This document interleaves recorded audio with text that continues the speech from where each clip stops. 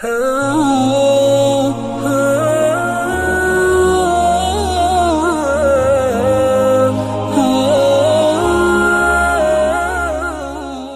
کے نیچے سبسکرائب کے بٹن پہ کلک کریں، بیل کے آئیکن پہ کلک کیجئے تاکہ ہر نئی ویڈیو کی نوٹیفیکیشن آپ کو ملے۔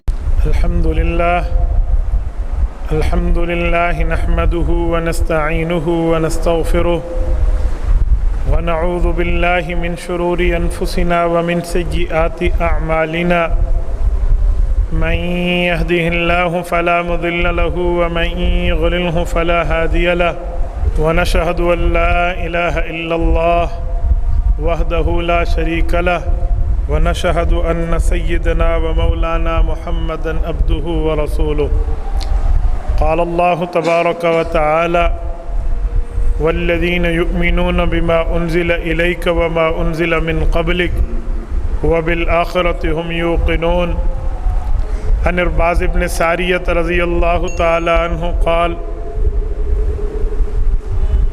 اس سے کرنٹ لگتا ہے، پھر اس پر کور نہیں ہے، اسی لیے میں نے دور رکھا ہے۔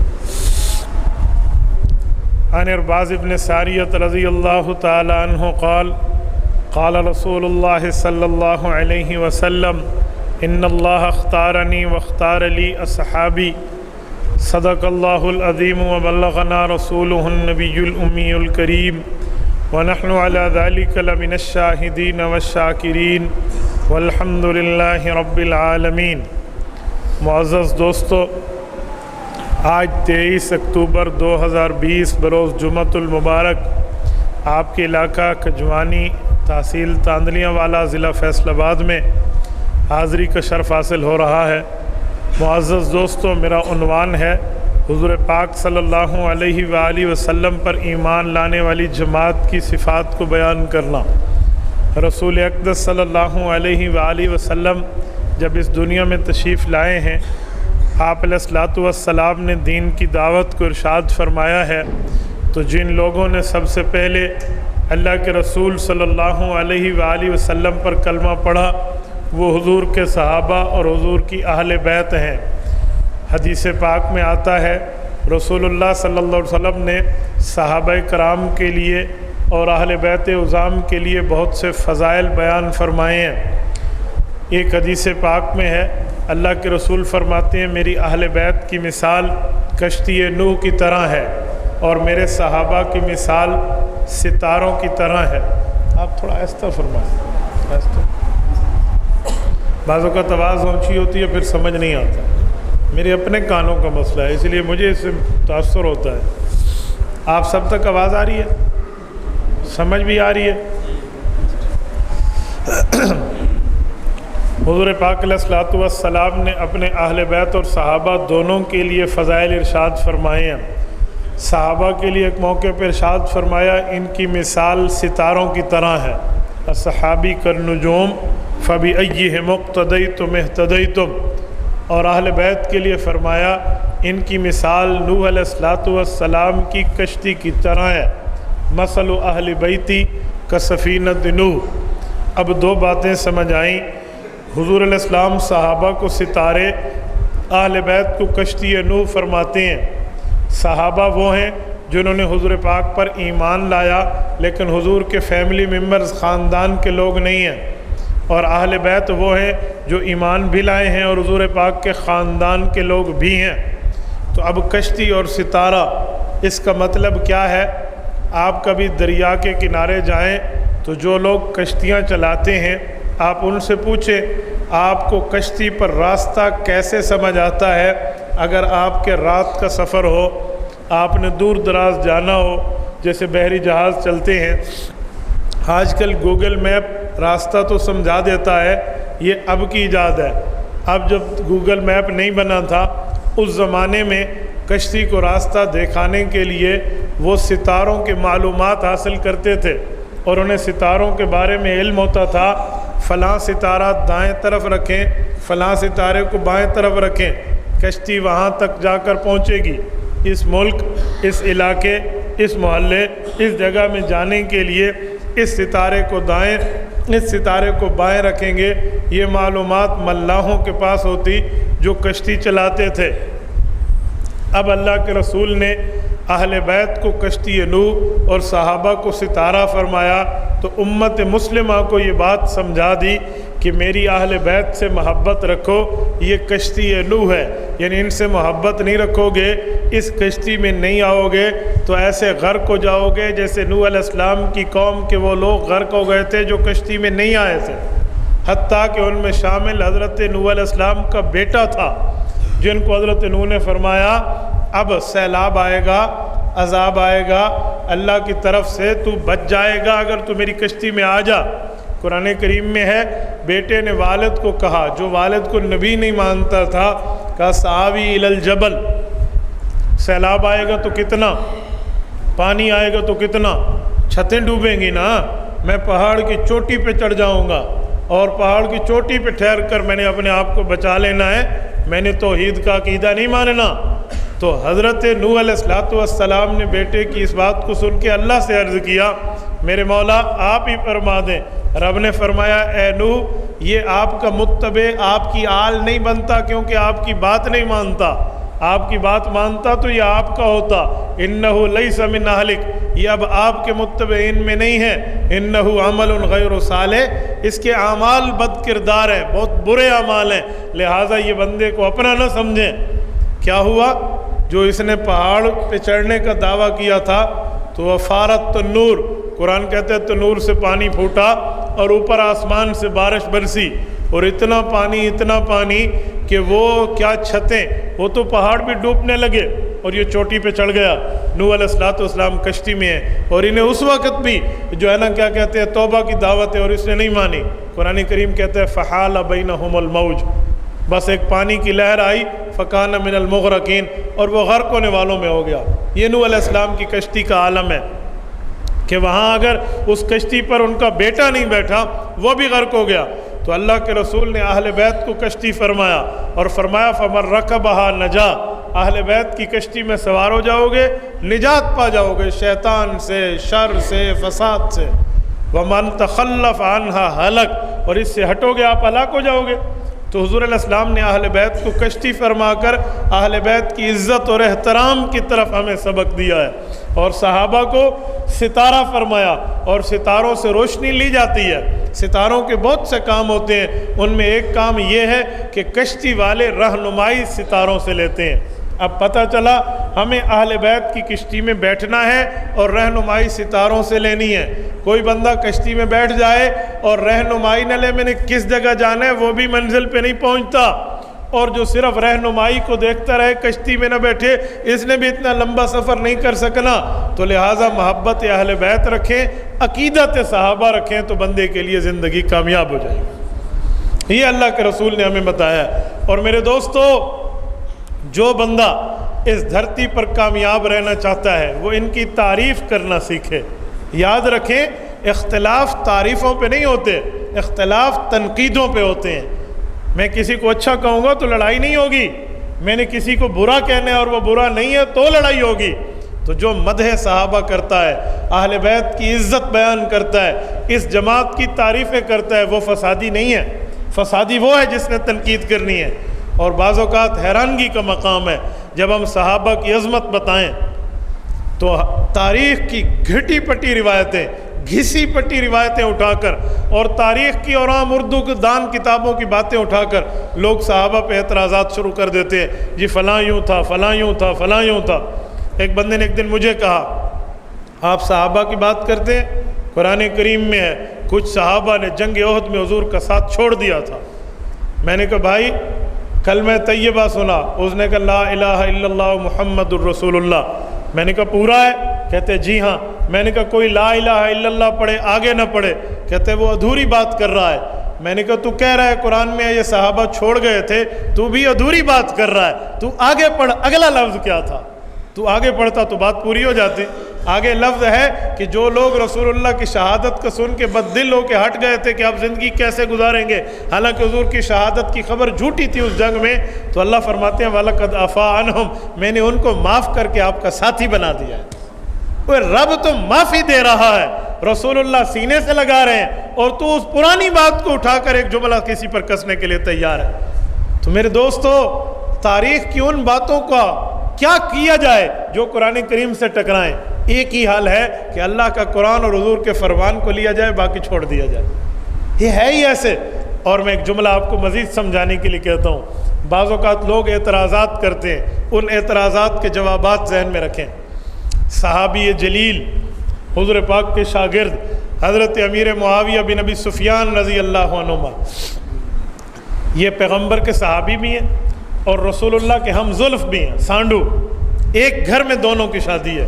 حضرت زینب بنت جہش ام المؤمنین ہے، حضور پاک کی بیوی ہیں۔ حضرت قریبہ بنت جہش رضی اللہ عنہا رسول اللہ صلی اللہ علیہ وسلم کی سالی ہیں اور حضرت معاویہ کی بیوی ہیں، ایک ہی گھر سے رشتہ ہے۔ میرے دوستو، حضور کے ہم زلف بھی ہیں، رسول اللہ صلی اللہ علیہ وسلم کے شاگرد اور صحابی بھی ہیں، اور حضور پاک علیہ الصلوۃ والسلام کے کاتب الوحی بھی ہیں۔ کیا مطلب؟ قرآن اترتا، اللہ کے رسول ان سے لکھوا دیتے۔ اور ایک رشتہ اور بھی ہے، حضرت معاویہ کی بہن حضور پاک کی بیوی بھی ہے، صالح برادر نسبتی، برادر ان لا بھی ہیں۔ حضرت ام حبیبہ بنت ابی سفیان حضرت معاویہ بن ابی سفیان کی بہن ہے، حضور پاک کی بیوی ہے، اور آپ اور ہم مسلمان ہیں۔ آپ بتائیں پیغمبر کی بیویاں ہم مسلمانوں کی کون لگتی ہیں؟ سارے بولیے اللہ، سارے بولیے، کون لگتی ہیں؟ مائیں۔ کیا میں پوچھ سکتا ہوں؟ حضرت معاویہ ہماری ماں کا بھائی ہے، ماں کا بھائی کون لگتا ہے؟ بولیے ماموں، جو خال المسلمین والمؤمنین ہیں، پوری امت مسلمہ کے ماموں ہیں، اور ان کے لیے کیا سے کیا جملے لوگ کہتے۔ ایک بندہ ایک دن مجھے کہنے لگا، حضرت معاویہ حضرت علی کی آپس میں جنگ ہوئی ہے، تم کہتے ہو قرآن میں لکھا ہوا ہے رحماء بینہم، یہ آپس میں بھائی بھائی ہیں، اور وہاں تو جنگیں ہوئی ہیں۔ میں نے کہا ٹھیک ہو گیا، ایک بات آپ نے کر دی، ایک آیت قرآن کی میں پڑھ دیتا ہوں، سچ پورا بولیں، آدھا سچ بولیں گے تو لڑائی ہوگی، پورا سچ بولیں گے تو بات کھل جائے گی۔ قرآن میں 2 سگے بھائیوں کا ذکر ہے، دونوں ایک ماں کی اولاد ہیں، ایک والد کی اولاد ہے، اور دونوں وقت کے نبی ہیں۔ ایک کا نام حضرت موسیٰ علیہ السلام ہے، ایک کا نام حضرت ہارون علیہ السلام ہے، دونوں حضرت عمران کے بیٹے ہیں، دونوں بھائی ہیں، ایک خون ہے، ایک ماں اور باپ کی اولاد ہیں۔ ایک مسئلے پر اختلاف ہوا، حضرت موسیٰ علیہ السلام کوہ طور پہ گئے، واپس آئے، دیکھا قوم بت پرستی میں ہے۔ حضرت ہارون علیہ السلام کو فرمایا میں تجھے بٹھا کر گیا تھا پیچھے، تو ان کی حفاظت کرتا، نگرانی کرتا، صحیح عقیدہ اور صحیح مذہب بتاتا۔ یہ قوم نے بچڑے کی پیروکاری شروع کر دی ہے اور بت پرستی شروع کر دی ہے۔ فرقت بین بنی اسرائیل، یہ کیا معاملہ ہوا، کیا کیا آپ نے؟ حضرت موسیٰ کا غصہ بظاہر بجا تھا کہ قوم تو اس غلطی میں مبتلا تھی اور نگران اپنے بھائی کو بٹھا کر گئے تھے۔ حضرت ہارون علیہ السلام ابھی جواب دیتے کہ موسیٰ علیہ السلام نے ایکشن پہلے کیا، ان کی داڑھی مبارک کو ہاتھ لگایا اور داڑھی سے پکڑ کے کہا یہ کیا کیا آپ نے؟ غصے میں تھے۔ انہوں نے عرض کی میرے بھائی میری گزارش تو سنیں، یا ابن امہ لا تأخذ بلحیتی ولا براسی، میری ماں جائے بھائی میری گزارش تو سنیں، میں نے ان کو سمجھایا ہے، یہ مانے نہیں ہیں، ہاں سختی میں نے اس لیے نہیں کی تھی آپ مجھے کہیں کہہ نہ دیں کہ تو نے تفرقے بازی کو حصہ دیا ہے، باقی آپ خود جانے، معاملہ آپ کے سامنے ہے۔ حضرت موسیٰ علیہ السلام نے داڑھی چھوڑ دی ہے۔ قرآن کریم نے اس لڑائی کا ذکر اللہ نے قرآن میں کیا ہے۔ یہ 2 سگے بھائی ہیں، ایک باپ ایک ماں کی اولاد ہیں، ایک خون ہے۔ میں نے کہا ان میں بھی لڑائی ہوئی ہے، بتا حضرت موسیٰ علیہ السلام پہ فتویٰ لگائیں گے نعوذ باللہ یا حضرت ہارون پہ لگائیں گے نعوذ باللہ؟ کہنے لگا جی اختلاف ہوا تھا، جب وجہ پتہ چلی بھائی بھائی بن گئے۔ میں نے کہا حضرت علی حضرت معاویہ کی جنگ کا کہنے والے، اے کاش تو بھی اس بات کو پورا کہتا اور سچ پورا بولتا تو بات فائنل ہو جاتی۔ جب وجہ معلوم ہو گئی، معاملہ صاف ہو گیا، حضرت علی المرتضیٰ رضی اللہ عنہ کا شہزادہ، حضرت فاطمۃ الزہرا کا لخت جگر، حضرت امام حسن، حضرت امام حسین رضی اللہ عنہما حضرت معاویہ بن ابی سفیان کے پاس جا کر گلے ملتے ہیں، جنگ ختم کرتے ہیں، راضی نامہ کرتے ہیں، صلح کرتے ہیں، دونوں ایک ہو جاتے ہیں۔ یار ان بھائیوں پہ اعتراض آیا تو نے جنگ بتا دی، میں نے موسیٰ علیہ السلام کی بھائیوں کو بتایا، تو کہتا ہے پھر امن ہو گیا تھا، تو یہ امن ادھر بھی ہو گیا تھا نا۔ لیکن میں بعض اوقات حیران ہوں، آج ہم اچھی باتوں سے کہتے ہیں جو ہمیں اچھی لگے، جو ہمارے مزاج کے مطابق نہ ہو، لوگوں سے اچھا نہیں کہتے۔ جی نہیں، فلوم الحفاش لا یضر الشمس وعو الکلب لا یظلم البدر، چمگاڈر جو ہے نا، چمگاڈر کو سورج کی روشنی اچھی نہیں لگتی، وہ دن میں روشنائی کے اندر بیٹھ کے سورج پر تبرہ کرتا ہے، لان تان کرتا ہے کہ سورج بڑا خراب ہے، اس کی روشنی فضول ہے، وہ رات کی تاریکیوں کو پسند کرتا ہے۔ چمگاڈر پورے دن بل میں گھسا ہوتا ہے، جب شام ہوتی ہے تو وہ نکل آتا ہے کہ اب روشنی گئی۔ لیکن سیانے کہتے ہیں، عقل مندوں کا مقولہ ہے، کہا فلوم الحفاش، چمگاڈر جتنی لان تان کرتا رہے، لا یضر الشمس، اس سے سورج کو کوئی نقصان نہیں ہونا، وہ اپنی آب و تاب سے چڑھ کے آتا ہے۔ وَالْكَلْبِ لَا يَظْلِمُ الْبَدْرِ، اور کتے کو اگر چاند کی روشنی، چاند کی چاندنی پسند نہ آئے اور وہ آوازیں نکلنا شروع کر دے تو اس سے چاند کو گہن نہیں لگتے، اس سے چاند کی چاندنیاں نہیں جاتی۔ حضور علیہ السلام کے صحابہ، حضور کی اہل بیت میں محبت تھی، پیار تھا، یگانگت تھی، الفت تھی، بھائی چارہ تھا، راضی نامہ تھا، صلح تھی، عقیدت تھی، ایک دوسرے کا احترام تھا۔ اگر کوئی جنگ بتاتا ہے تو اس میں صلح بھی ہے، اس سے حضور کے صحابہ اور اہل بیت کو کوئی قدغن نہیں لگتی۔ لیکن افسوس ہے کہ ہم سچ پورا بولیں۔ اس پر ایک جملہ اور کہوں، ایک بندہ مجھے کہنے لگا، حضرت معاویہ رضی اللہ عنہ ممبروں پر حضرت علی المرتضیٰ کو نعوذ باللہ گالیاں دلواتے تھے۔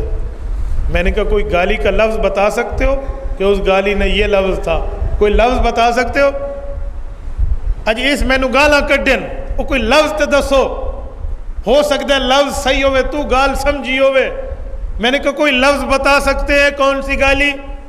کوئی نشاندہی کر سکتے ہیں کہ حدیث کی کتاب میں فلاں لفظ منشن ہے، اس کا مطلب گالی ہے، وہ لفظ بتا سکتے ہیں؟ بڑے بول سے اللہ بچائے، ہم نے بھی قرآن کریم اور حدیث نبویہ کو یوں پڑھ کے اس میں بھی ٹاپ کیا ہے، ذرا ہمیں دکھائیں وہ کون سا لفظ ہے، کہاں منشن ہے، کہاں لکھا ہے، کون سی حدیث، کون سا صفحہ اور کون سی گالی ہے، تاکہ بات فائنل ہو جائے۔ قیامت آ سکتی ہے، اس دھرتی پر اس سوال کا جواب بطور گالی ثابت نہیں کیا جا سکتا۔ ہاں ایک دوسرے پہ اعتراض کے مقام ثابت ہیں، کیوں؟ جب جنگ ہوئی تھی تو جب تک حقیقت نہیں پتہ تھی اعتراض تو ہوتا ہے نا کہ یار یہ ہو کیوں گیا، اور جب راضی نامہ ہو گیا پھر تو کوئی اعتراض بھی نہیں رہا۔ یار عجیب بات ہے۔ میں ایک جملہ کہتا ہوں، امام حسن اور امام حسین رضی اللہ عنہما جنتی نوجوانوں کے سردار ہیں یا نہیں ہیں؟ بولیے بولیے، ہیں یا نہیں ہیں؟ ہم تو مانتے ہیں ہمارے سردار ہیں۔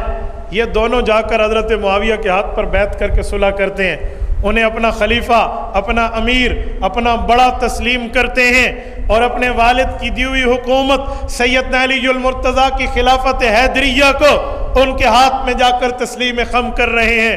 ان بھائیوں کو پتہ نہیں تھا ہمارے ابو کو یہ بندہ گالیاں دیتا ہے، ممبروں پہ گالیاں۔ آج میرے والد کو کوئی گالی دے تو میں اس سے نہیں ملتا، تیرے ابے کو کوئی گالیاں دے تو اس سے نہیں ملتا، اور اسے غیرت تصور کرتا ہے۔ کیا امام حسن نعوذ باللہ یہ بات نہیں سمجھتے تھے کہ کوئی ہمارے ابے کو گالیاں دیتا پھرے اور ہم اس کے ہاتھ پر بیعت کریں؟ اور یہ بیعت سن 41 ہجری میں ہے، اور حضرت معاویہ رضی اللہ تعالی عنہ کی وفات، حضرت امام حسن کی وفات 10 سال بعد جا کر ہوتی ہے۔ 10 سال جب تک زندہ رہے حضرت امام حسن صلح پر قائم رہے، اور امام حسین رضی اللہ عنہ جب تک حضرت معاویہ رضی اللہ عنہ زندہ رہے، حضرت امام حسین اپنی صلح پر قائم رہے۔ یزید کا معاملہ اپنی جگہ، میرا اس سے کوئی لینا دینا نہیں ہے، نام یزیدی ہیں، نام یزید کا دفاع کرتے ہیں، میں حضرت معاویہ پر بات کر رہا ہوں۔ ان بھائیوں کو یہ نظر نہیں آیا تھا، یہ بیعت فسخ کر دیتے۔ جیسے حضرت امام حسین یزید سے ٹکرائے ہیں، جیسے ٹکرانے کا حق ہے، ویسے حضرت معاویہ کے خلاف کیوں نہیں نکلے؟ ان پر کوئی ایک جملہ، کوئی ایک اعتراض، کوئی بات کہی ہو تو کسی حدیث کی کتاب سے دکھا دیں۔ اس کا معنی یہ ہے کہ وہ حضرت معاویہ کو دونوں بھائی سچا سمجھتے تھے۔ اگر ہم حسنی اور حسینی ہیں تو ہمیں بھی ان صحابہ کو سچا سمجھنا چاہیے۔ ایک بندہ مجھے کہنے لگا ان تک یہ خبر نہیں پہنچی تھی، میں نے کہا 2 باتیں ہیں۔ تو کہتا ہے ان تک خبر نہیں پہنچی تھی، چھپی ہوئی بات تھی، اور جو ممبروں پہ کہی جاتی ہے وہ چھپی ہوئی ہوتی ہے۔ تو نے تو کئی ممبروں پہ گالیاں دلواتے تھے، وہ ممبروں کی بات چھپی ہوئی ہوتی ہے۔ کمرے میں کہتا، کسی کونے میں کہتا، چھپ کے کہتا، میں تیرا جھوٹ مان لیتا، 1 منٹ کے لیے مان لیتا کہ شاید ایسے ہو سکتا ہے، پاسبل ہے، لیکن اب تو امپاسبل ہے۔ ممبروں پر بات جو کی جائے وہ تو سر عام ہوتی ہے، برسر ممبر سر چوک سر بازار ہوتی ہے، وہ نہیں چھپتی۔ نمبر 2، تو حضرت حسن تو وڈا آ گیا، آپ حضرت امام حسن اور حسین سے بڑے، آپ کو پتہ چل گیا ہے، اور جو اس دور میں تھے اور حضرت علی کے جانشین اور فرزند اور بیٹے ہیں، جن کو اللہ کی رسول کی دعائیں ہیں، جنہیں جنت کے شہزادے اور ذمہ دار کہا گیا ہے، انہیں نہیں پتا تھا، تجھے پتا چلا؟ بیٹا جھوٹ لنگڑا ہوتا ہے، جھوٹ لولا ہوتا ہے، جھوٹ اندھا ہوتا ہے، جھوٹ گونگا ہوتا ہے، جھوٹ بہرا ہوتا ہے، وہ کسی نہ کسی جگہ گرفت میں آ جاتا ہے۔ آج کل کی ہماری تفتیشی ٹیمیں پولیس کی جھوٹ اور سچ کو یوں پکڑ لیتی ہیں، چہرہ پڑھ لیتے ہیں، کہتے ہیں فیس ریڈنگ۔ یار رسول اللہ کے صحابہ جو اللہ کی طرف سے پسندیدہ جماعت ہیں، ان پر اعتراض کرتے ہو؟ اسی طرح کے لوگ بعضوں کو بہت سے اعتراضات کرتے ہیں۔ ایک بندے نے ایک دن مجھے کہا حضرت علی المرتضیٰ رضی اللہ عنہ کو ان صحابہ نے کوئی قدر نہیں دی تھی۔ میں نے کہا کیوں؟ وجہ کوئی وجہ بتائیں، کہاں نہیں قدر دی، کہاں ہوا، کوئی ثبوت، کوئی بات، کوئی سر پاؤ؟ کہا حضرت علی المرتضیٰ رضی اللہ عنہ کی جب شادی تھی تو معاشی طور پہ حضرت علی بہت کمزور تھے، انہوں نے اپنی زرہ بیچ کے اپنی شادی کا خرچہ کیا تھا۔ تو اگر یہ حضور پاک کے صحابہ حضور کی اہل بیت اور حضرت علی سے پیار کرتے تو کوئی آپس میں کوآپریشن بھی ہوتا ہے، ایک دوسرے سے تعاون بھی ہوتا ہے، تو یہ کرتے نہیں۔ میں نے کہا اعتراض اندھا ہوتا ہے، میں تمہیں نابینا ہونے کی ایک دوائی دیتا ہوں، شاید تیرا موتی بن اتر جائے۔ کہنے لگا وہ کیسے؟ میں نے کہا جب حضرت علی اپنی شادی کے لیے زرہ بیچنے گئے تھے، تجھے پتہ ہے کہاں بیچی تھی، کس بازار میں بیچی تھی، کس دکاندار کو؟ کہا جی مجھے نہیں پتہ۔ میں نے کہا مجھے پتہ ہے، کتابوں میں پوری باتیں لکھی ہوئی ہیں، سچ پورا بولیں تو بات نکھر آتی ہے۔ حضرت علی المرتضیٰ رضی اللہ عنہ حضرت فاطمۃ الزہرا رضی اللہ عنہ سے شادی کے وقت اپنی زرہ کو بیچنے گئے ہیں تو حضرت عثمان غنی رضی اللہ عنہ کے پاس گئے ہیں۔ حضرت عثمان کون ہیں؟ جن کا رشتہ حضور پاک کے گھر میں حضرت علی سے پہلے ہوا ہے۔ حضرت رسول اللہ کی دوسری بیٹی حضرت رقیہ کا رشتہ حضرت عثمان سے ہوا، وہ فوت ہو گئی۔ حضور نے تیسری بیٹی کا رشتہ بھی حضرت عثمان کو دیا، ام کلثوم کو رضی اللہ عنہا۔ یہ حضرت عثمان حضور کے گھر میں پہلے داماد ہوئے ہیں۔ حضرت علی المرتضیٰ سے بھی حضرت علی المرتضیٰ نے اپنی زرہ حضرت عثمان کو بیچی، 400 درہم لیا، حضور کے قدموں میں رکھ دیا، یا رسول اللہ میری شادی کا خرچہ ہے۔ حضرت عثمان غنی دل میں سوچنے لگے میری چھوٹی سالی ہے رشتے میں، سیدہ فاطمۃ الزہرا رضی اللہ عنہا، سالی بہن کی جگہ ہوتی ہے، ان کا رشتہ ہو رہا ہے تو میں بہنوئی ہوں اس گھر کا، میں داماد ہوں اس گھر کا، خرچے میں حصہ مجھے بھی ملانا چاہیے۔ علی زرہ بیچنے آئے ہیں، اگر میں یہ کہہ دوں بھئی زرہ واپس لے جاؤ، میں ایسے تعاون کرتا ہوں، ہو سکتا ہے علی کی خودداری پہ حرف آئے، ہو سکتا ہے علی المرتضیٰ اسے اپنے لیے اچھا نہ سمجھے کہ گویا میں نے ہاتھ پھیلایا، کام ایسا کروں خرچہ بھی شامل ہو جائے اور علی المرتضیٰ کی خودداری پہ حرف نہ آئے۔ حضرت عثمان نے زرہ لے لی، 400 درہم اس کی قیمت دے دی۔ جب شادی ہوئی ولیمے میں حضرت عثمان غنی گئے، حضرت علی کا ماتھا چوما، حضرت علی کو شادی کی مبارکباد دی، اور شادی کے تحفے پر جسے کہتے ہیں میرج گفٹ، اس شادی کے تحفے پر وہی زرہ جو حضرت علی بیچ گئے تھے حضرت علی کو تحفے کے طور پہ دے دی۔ تو نے بات آدھی کی، ہم نے بات پوری کی ہے۔ اگر بات پوری کرے تو محبت نظر آتی ہے، بات آدھی کرے تو بغض نظر آتا ہے۔ اسی لیے ہم کہتے ہیں محبتیں بانٹنا سیکھو، بغض پہ لعنت بھیجو۔ میں تبھی کہتا ہوں تعریف پر کوئی اعتراض نہیں ہوتا، تعریف پر کوئی پرچہ نہیں کٹتا، تعریف پر کبھی کوئی فساد نہیں ہوتا، تنقیدوں پر فساد ہوتے ہیں۔ حضور کی جماعت کی تعریفیں کرنا سیکھیں، چاہے وہ حضور ہوں یا حضور کی جماعت ہو، ان کی تعریف کو بندہ عام کرے۔ میرے دوستو، حضور علیہ السلام کے صحابہ اور حضور کی اہل بیت میں محبتیں تھیں، پیار تھا۔ ایک بندے نے کہا حضرت عائشہ رضی اللہ عنہا حضرت علی المرتضیٰ سے رضی اللہ عنہ جنگ کرنے والی ہیں، ان کی جنگ ہوئی آپس میں، حضرت طلحہ حضرت زبیر شہید ہوئے ہیں رضی اللہ عنہما۔ تو اس جنگ کے بارے میں نے کہا یہ بھی آدھا سچ ہے، پوری بات نہیں ہے، اگر پوری بات کر لی جائے تو اس کے جواب بھی ہوگا اور اس اعتراض کا قلع قمع ہوگا، اور اس اعتراض کو یوں اڑائیں گے جیسے چٹیل میدان میں فٹ بال کو پاؤں کی ٹھوکر سے اڑایا جاتا ہے۔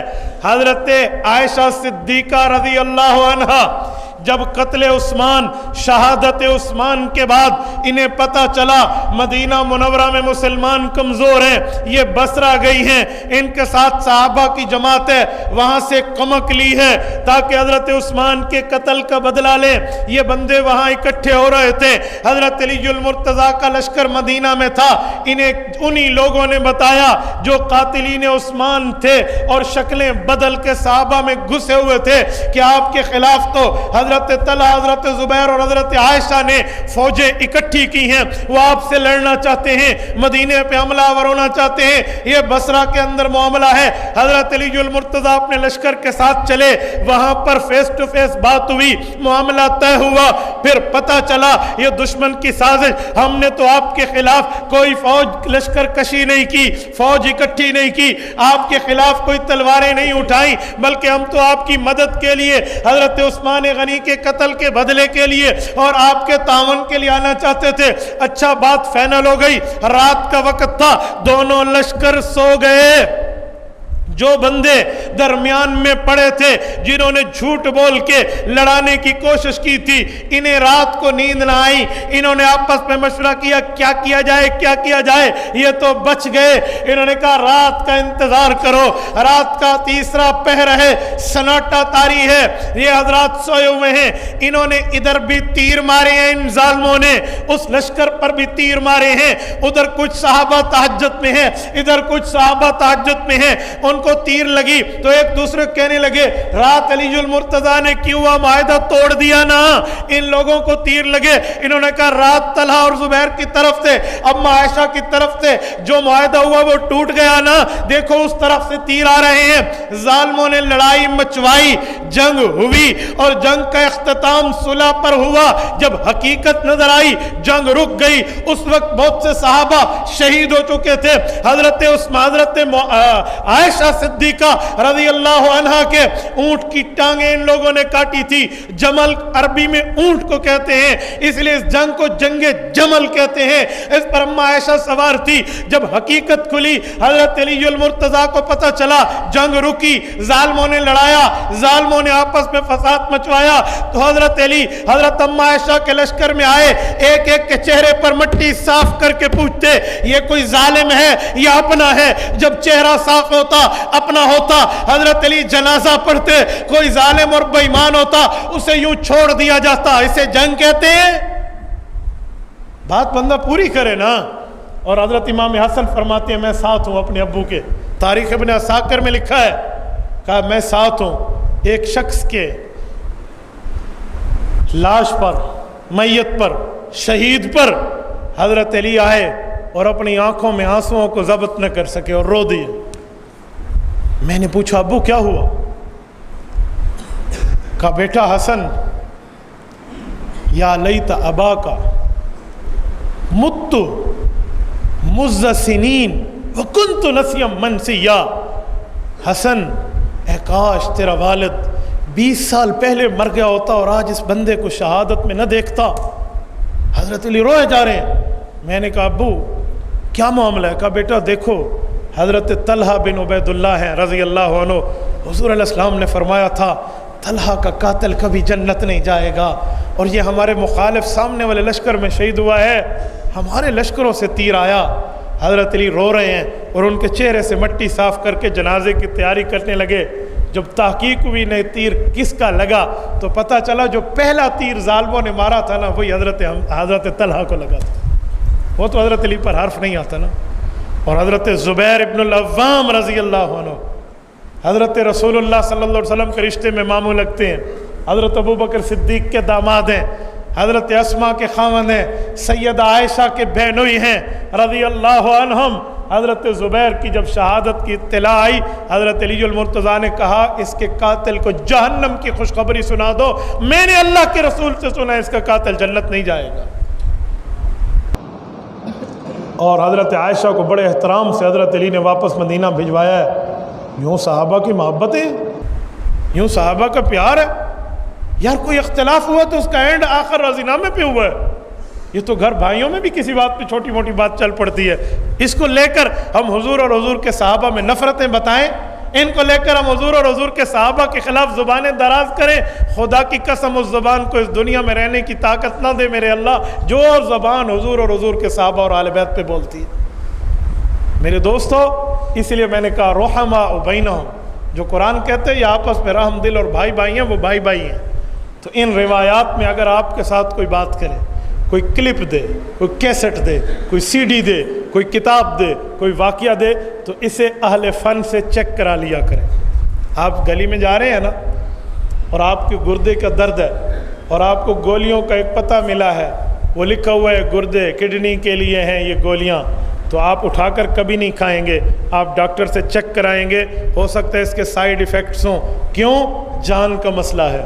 تو میرے دوستو، ایسے راہ پڑی ہوئی بات کو اٹھا کر صحابہ میں اختلاف کی بات پر اعتماد نہ کر لینا، پہلے تصدیق کرنا. کیوں؟ ایمان کا مسئلہ ہے. جان جان ہوتی ہے، ایمان ایمان ہوتا ہے، ایمان پہ کئی جانیں قربان ہوتی ہیں. تو اس لیے ایمان کے مسئلے پر بھی بندہ چیک اینڈ بیلنس ضرور رکھے. اللہ آپ کو رب صراط مستقیم عطا فرمائے. اقول قولی ھذا واستغفر اللہ وآخر دعوانا ان الحمد للہ رب العالمین.